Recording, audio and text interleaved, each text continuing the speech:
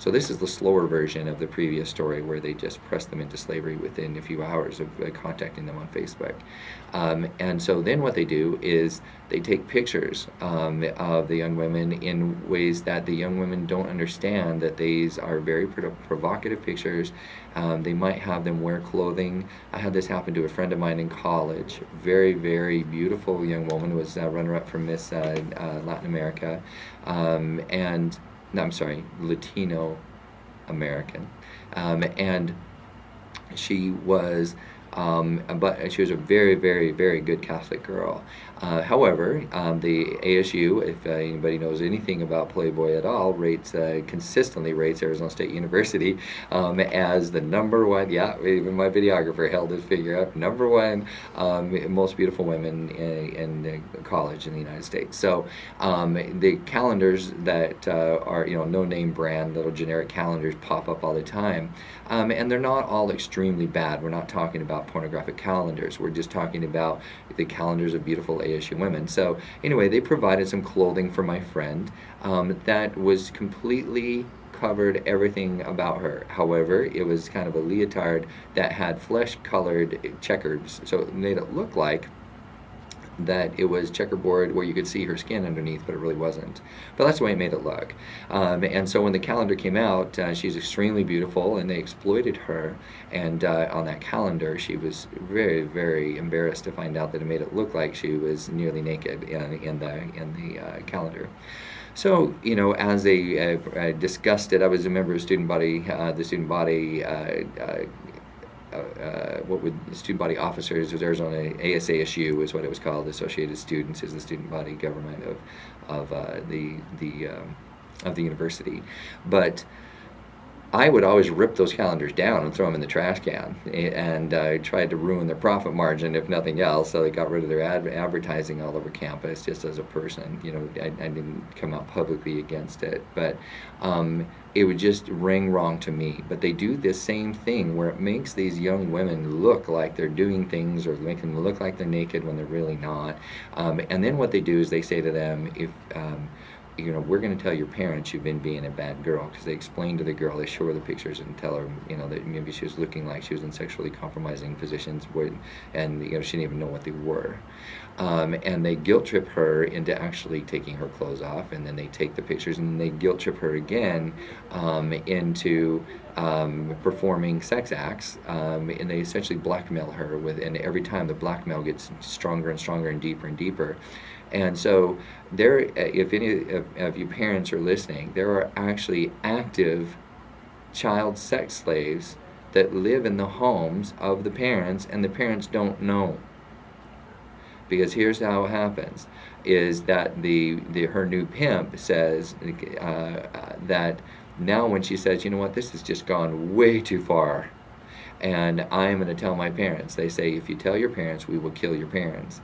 Now, I told someone about this, and they laughed, and they said, well, sometimes the threat of something is worse than actually doing it. And I said, well, true. That is, in some cases, that's a true statement. However, these pimps will actually kill the parents. So they know that. I'm going to tell another story in just a moment that will help you understand this. So what I'm sharing with you is that these young women will actually get straight A's in school. They will live with their parents, and after they're done doing their homework, they'll tell their parents that they're going to go out with friends, and they actually go out and service who their pimp tells them to service, and they come back because the pimp tells them that they would kill the parents or the brother or the sister. And sometimes this goes across to other children, so it becomes a complete racket. So this manipulation of our children, I have this again to say, National Organization of Women, where are you? Why is it that it's just me talking about this? Why is the National Organization of Women not out there burning their bras and telling everybody that they will not put up with this? Why are they so silent on this issue? And I call out the National Organization of Women. The National Organization of Women, which I say is one of the most chauvinist organizations in the world, because they make it appear that they will fight for women's issues, and they don't. And I'm disgusted with the chauvinist organization that calls themselves the National Organization of Women. That's what I have to say. Back to parents that I'm hoping will listen to this message today. Check your Facebook. Is that you need to follow what your children are doing on Facebook. You need to check out who their friends are. If you don't know who their friends are, then you should find out who their friends are. And if they're making friends all over the world, then maybe that's not such a good idea. Unless you become friends with those friends all over the world. And I know this sounds like you're going to be micromanaging your children, but you need to sit down and have this conversation. Many of you have finally accepted that you need to have the conversation about, I've got to talk to my children about the birds and the bees and safe sex and the whole thing. If you can stoop to that conversation, you can stoop to this conversation to talk about how that person that you are using the safe sex with might actually be selling you into sex slavery. You need to be understanding what is going on in the world today. That there's 27 million parents, or there are 27 million daughters out there that their parents did not have this conversation with them. So if you think that your daughter doesn't need to have this conversation, think again. And again, National Organization of Women, why are you not out there on an education campaign to have parents having this conversation with their daughters? Why are you not out there? You have the funds. You have the microphones. You burned your brows and got into the media. Do it again. Find out how to protect these young women, mostly young women that are being sold into sex slavery. Why are you silent on this issue? Again, back to the parents. So here's what you need to do. Explain to them that it's not because you're trying to get into their life.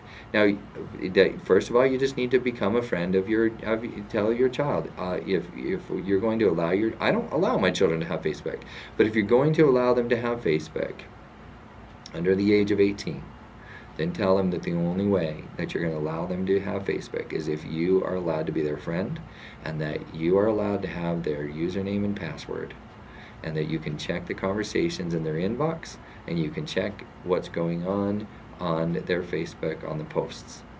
And if I were you, if they will not allow that as your child, then as the parent of your child, you don't allow them on Facebook.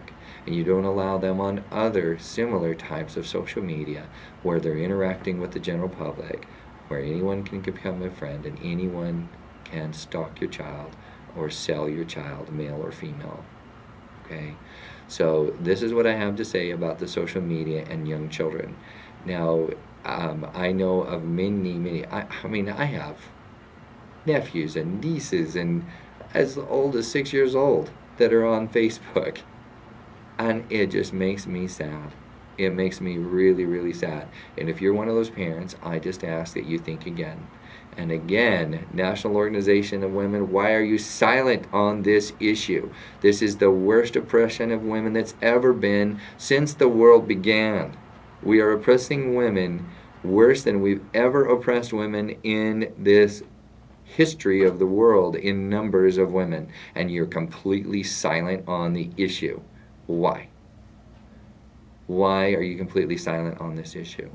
When I come back from break, we're going to be talking about some young women who I think are wonderful, wonderful young women who refused. They were stolen as sex slaves, and they refused to participate in sex slavery, and they gave their lives for this cause. When we come back from break, I'm going to talk about these young women, so don't go away. We'll be right back after the break. This is Kurt Wilhelm, the host of the Social Universe here on Voice American World Talk Radio. Don't go away. We'll be right back after the break.